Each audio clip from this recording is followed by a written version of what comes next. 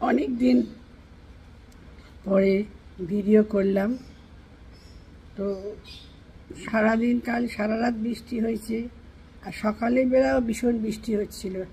তো কি রান্না করবো ভেবে একটুখানি চিন্তা করছিলাম, কেন মহিলাদের তো একটাই কাজ, সকাল থেকে উঠে সংসারে রান্নাবান্না কি করবে আর লোককে কীভাবে ভালো ভালো খাইয়ে সন্তুষ্ট করবে। তো আমারও তো তাতে অনাথা নেই। তো দেখো আজকে এই বর্ষা আর রৌদ্র উজ্জ্বল দিনে কি রান্না করলাম। ভাত তো রয়েছেই, ভাত তো রয়েছে, এই যে ভাত, হাঁড়িতে ভাত রয়েছে।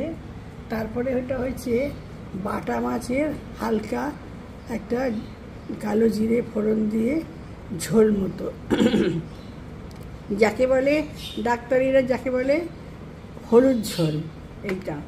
এইটা বাটা মাছের হলুদ ঝোল। দেখো দুটো করেছি, বেশি করিনি, কেন কাঁটাওয়ালা মাছ অনেকেই খেতে চায় না।